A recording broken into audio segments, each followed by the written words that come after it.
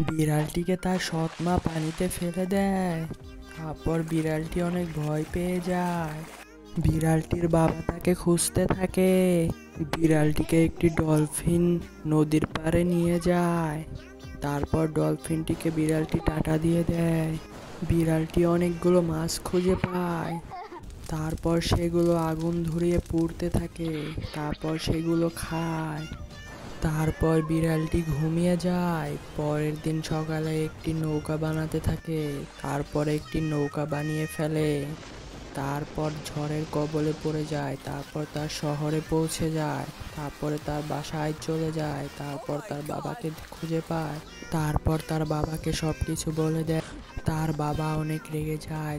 তারপর তার সৎ মাকে বকতে থাকে। তারপর পুলিশে কল দেয়।